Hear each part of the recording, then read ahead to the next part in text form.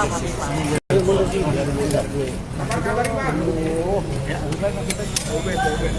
kabarnya, Bang? Kata tuh KPK tuh menolak tokoh reformasi.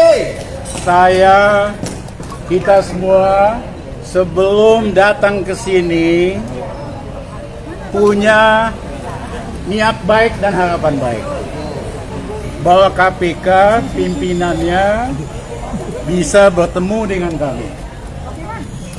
Tapi mereka ketakutan. Ketemu aja nggak punya nyali. Alasannya 2 orang, alasannya lagi sibuk. Humas aja sibuk. Bayangin nggak humas apa nih sibuk ya? Mas polisi, humasnya sibuk ngapain, Mas? Ketemu kita aja kagak berani. Saya mohon maaf, undang-undang KPK yang mulai itu pemerintahan Gus Dur. Karena tokoh-tokoh reformasi seperti Mas Amin, tuntutannya waktu reformasi supaya Indonesia anti KKN. Kalau nggak ada Pak Amin, nggak ada tokoh-tokoh pro reformasi, kagak ada nih KPK. Betul. Yang ada mereka ketemu aja kayak pejabat super tinggi banget gitu loh. Mohon maaf, cecorok aja kok. Catat tuh, Firly, catat Firly itu. Cecorok. Tapi niat baik kami, harapan baik kami ternyata disambut dengan negatif. Disambut dengan arogansi, kesombongan birokrasi. Ya, kami jadi tahu sebetulnya KPK ini performa doang, nggak berani menghadapi yang kuasa. Habisin duit rakyat dong. Ya, itulah kenapa Ubaid setahun yang lalu datang ke sini minta supaya dituntaskan kasus pengaduan KKN dari Gibran dan Kaisang keluarga Jokowi. Bersama saya, Komandan Marinir yang besar perjuangannya, Soeharto jatuh, Pak Soeharto. Bisa-bisanya mereka nggak menghormati Pak Soeharto, yang kalau nggak ada reformasi, kagak ada nih yang namanya KPK. Betul. Bisa-bisanya dia nggak menghormati Danjen Kopassus, yang juga peranannya penting di Republik kita, bisa-bisanya berlindung di bawah tipuan para birokrat yang bodoh. Bajingan tolol. Saudara-saudara, akhirnya ketemulah aslinya KPK. Kalau kasus-kasus kecil sok jago, sok hebat, duit recehan sok hebat, tapi menyangkut yang kuasa, yang mengkhianati Undang-Undang Dasar, KPK ketemu aja nggak punya nyali. Karena kalau ketemu pasti dia nggak bisa debat sama Rizal, sama Ubaid, sama Marwan, sama Safil, sama Muslim dan sebagainya. Jadi terima kasih saudara-saudara. Memang Jokowi harus kita ganti secepatnya. Supaya KPK kita benahin lagi ya. Tangkap tuh Firly, tangkap. Kembali ke kitanya. Terima kasih. Mana Mama? Amin, Pak Marwan. Jadi Pak Firly bisa buktikan kalau beliau itu independen seandainya berani mengusut dugaan suap untuk Jokowi dan anak-anaknya. Jadi kita tantang Pak Firly. Pak Firly buktikan bahwa Anda independen, Anda berani. Saya harap Bu Mega dukung Pak Firly untuk mengusut kasus Kaisang. Betul. Begitu, Bang? Ya, kita setuju kan? Setuju. Ini ketua BEM dari Paramadina. Silakan. Ya, kami dari mahasiswa tentu melihat pola koruptif di rezim ini sudah tidak lagi mengenai hanya soal transaksi keuangan, tapi moralnya sudah moral koruptif di seluruh lembaga pemerintahan. Lembaga legislatif sebagai spirit aktivisme, spirit mahasiswa hari ini pun berselingkuh dan tidak adanya check and balance. Itu sebabnya bagi kami spirit 98 di tahun 2023 ketika rezim Jokowi tidak dituntut sebagaimana mestinya, kami siap turun untuk kembali menyatakan sikap bahwa seluruh lembaga yang tidak bekerja sebagaimana mestinya kami akan dudukkan kembali, kami akan tuntut sebagaimana mestinya. Hidup Pak Sino! Amin. Laporkan hari ini Pak Jenderal Soeharto. Saya ingin tambahkan, dari cara penerimaan sekarang ini, saya mengambil kesimpulan. Negara ini sudah busuk sebusuk-busuknya sampai ke akar-akarnya. Tidak mungkin kalau kita tidak turun. Saya mewakili Purnawirawan. Harus turun ini. Rakyat juga harus turun. Kita dihabisi oleh rezim yang nggak keruan ini. Terima kasih. Mas Soeharto. Ya, saya kira kita datang sini dengan cara yang baik-baik, dan apa yang saya sampaikan 1 tahun lalu adalah satu data dan fakta yang secara saintifik bisa dipertanggungjawabkan, dan dengan bukti itu seharusnya KPK sudah bisa melanjutkan perkara itu karena ada pejabat dalam laporan saya.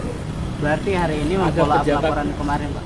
Iya, termasuk di dalamnya. Karena kasusnya tidak hanya itu, banyak sekali kasus korupsi yang dilaporkan masyarakat di KPK ini. Menumpuk banyak dokumen, tapi KPK tidak tegas dan tidak cepat dan tidak totalitas untuk memberantas korupsi. Hari ini memasukkan laporan baru apa kemarin? Hari ini kita menagih janji Oh, dan menambah yang beberapa kemarin. informasi yang harus ketemu langsung dengan pimpinan KPK. Tidak bisa diwakilkan ke yang lain. Ternyata hari ini pimpinan KPK nggak ada satupun yang berani ketemu kita. Saya kira itu kami kecewa dengan lembaga ini, dan kami sebagai bagian dari sejarah bangsa ini, kami menuntut dan kita bersama-sama untuk melakukan perubahan yang lebih besar. Karena sangat koruptif Republik. Kasihan rakyat yang hari ini menderita. Kasihan rakyat yang banting tulang. Lalu kemudian para pejabat dan politisi korupsi merajalela. Dan KPK tidak bisa bertindak secara total untuk memberantas korupsi. Saya kira itu. Terima kasih. 1 tahun laporan ini. Ya. Amin. Ya, pamit. Jadi kami tadi terhina, terbanting. Soal KPK itu seperti, seperti siapa? Datang dengan baik-baik, kemudian katanya harus membuat surat dulu, Pak. Suratnya berapa hari kita pertimbangkan, itu kan luar biasa. Jadi Mas Jokowi, saya kira nama Jokowi itu Joko Widodo. Tapi kalau Anda tidak bisa menyelesaikan masalah korupsi, namanya Joko Wirang. malu. Malu sekali ya. Malu, kan? Jadi Mas Jokowi, please ya. Kita sama-sama rakyat, Bung, ya. Jangan mentang-mentang ya. Kita gitu aja lah. Rakyat sudah marah, apapun akan jebol. Amin. Sehingga kedaulatan. Amin. Terima kasih.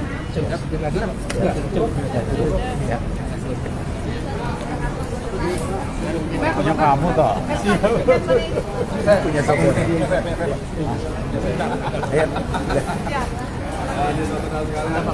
Tokoh-tokoh sekali berarti Rais Rijal Ramli, Jenderal Soeharto, dan apapun diabaikan oleh KPK dengan dalih prosedur surat Jadi kita tadi sudah awalnya diterima 8 orang untuk diterima oleh perwakilan dari Firly.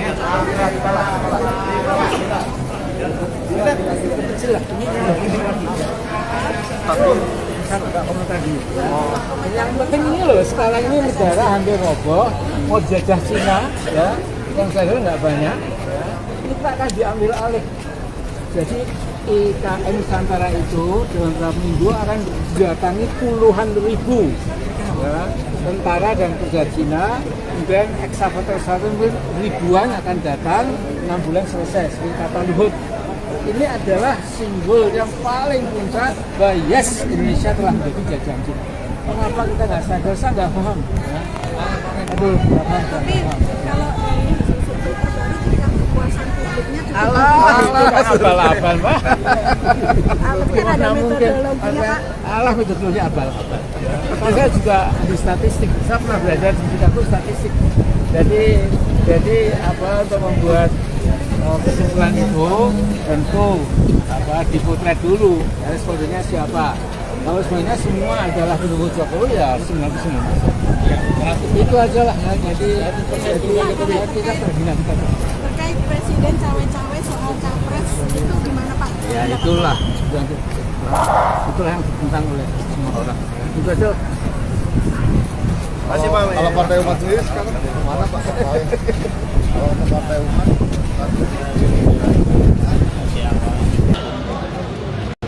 tadi jam 11 ada pertemuan 35 tokoh-tokoh nasional, dosen-dosen dari universitas negeri, rektor dari universitas swasta, mahasiswa, dan emak-emak.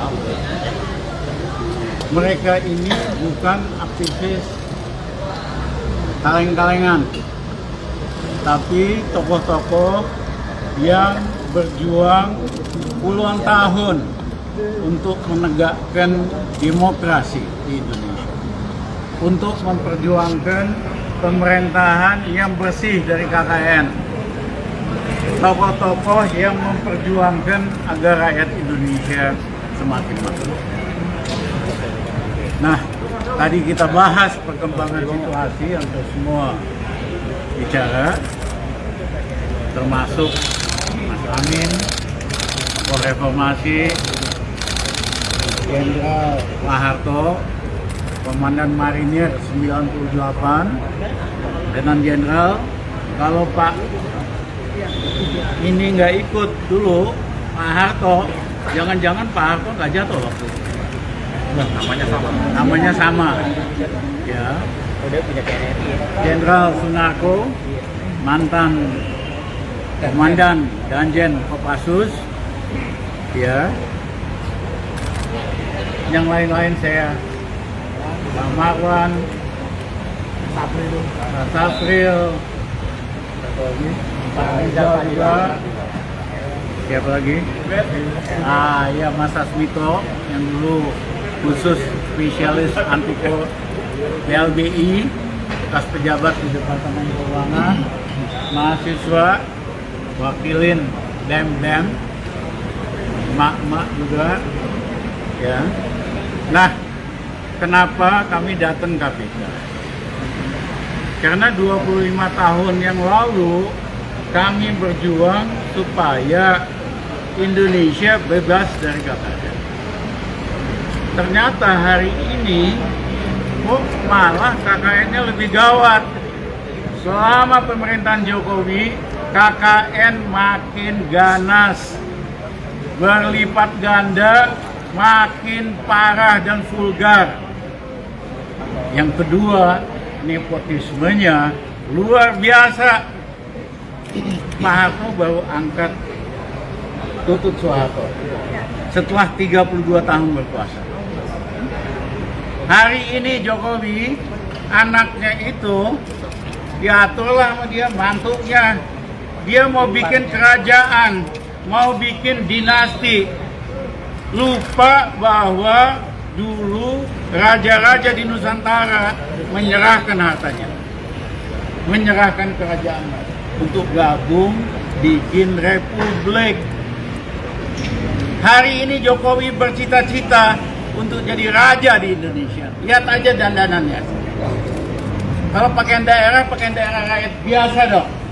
Ini pakaian daerah raja-raja.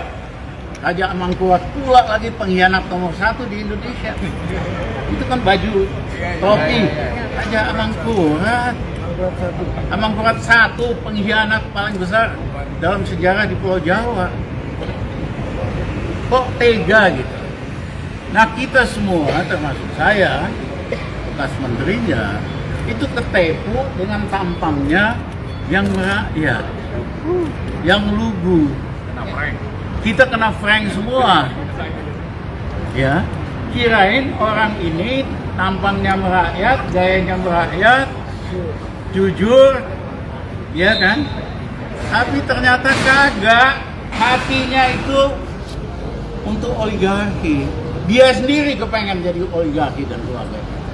Ini merupakan pengkhianatan terhadap Undang-Undang Dasar 45. Selain kebijakannya yang bikin miskin, tindakannya bikin rakyat susah, selalu belain asing, terutama China, dan yang kedua, ya kan, dia sendiri ambisinya itu pengen bikin kerajaan. Nah, kami hari ini datang ke KPK untuk KPK, mohon maaf, Undang-Undang KPK itu dimulai zaman Gus Dur, zaman kami. Selesai zaman Megawati, dilaksanakan oleh pemerintahan seterusnya. Kami ingin minta KPK kembali ke kitohnya, berjuang buat melawan nepotisme dan korupsi tanpa pandang bulu. Siapapun pejabatnya, anak pejabat atau bukan, supaya kapok. Di Korea 4 presiden dikorupsi, ditangkap karena korupsi. 3 tuh jenderal kuasa banget, 1 anaknya Pak Chung Hee perempuan, 4-empatnya di penjara karena korupsi. Hasilnya apa? Hasilnya di Korea hari ini tidak ada satupun pejabat yang korupsi dan berani pakai uang negara buat pribadinya buat. Nah, Indonesia nggak mungkin bisa maju 25 tahun lagi kita ngomongin KKN lagi. Kita nggak mulai dari sekarang. Ya, sudah waktunya para pejabat siapapun kami minta KPK berani untuk mengadili. Saya minta Ubaid tolong jelaskan sedikit. Ubaid ini.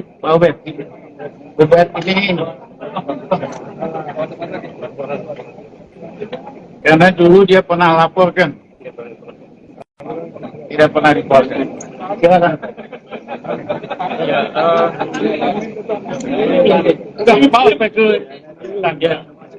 Pertama, saya kira saya hadir di sini karena bersama tokoh-tokoh yang juga memberikan satu pernyataan penting bahwa banyak kasus korupsi yang terjadi di Indonesia, bahkan hari ini semakin brutal dan tidak malu melakukan tindakan-tindakan korupsi. Ini artinya memang sudah keadaannya sudah sangat darurat korupsi. Karena korupsi begitu merajalela dan ini extraordinary crime, maka waktunya KPK saat ini untuk secara serius, secara total untuk membongkar seluruh kasus korupsi, termasuk yang saya laporkan. Karena yang saya laporkan sesungguhnya itu bukan perkara kecil, itu perkara besar. Karena bagaimana kekuasaan penguasa, sebetulnya suap itu diberikan kepada penguasa, tapi yang menerima anaknya. Ini dugaan kuatnya ke sana. Boleh jelaskan aja nih laporannya waktu itu apa? Oh, laporan saya Januari 2020. Saya melaporkan perkara dugaan korupsi, kolusi, nepotisme, dan tindak pidana pencucian uang yang dilakukan oleh keluarga istana. Dan sebetulnya laporan ini ditujukan kepada KPK ini untuk melaporkan bahwa Presiden dugaan kuat menerima gratifikasi dan suap, tapi gratifikasi dan suap itu diberikan melalui anak-anak. Dan gratifikasi itu bentuknya macam-macam.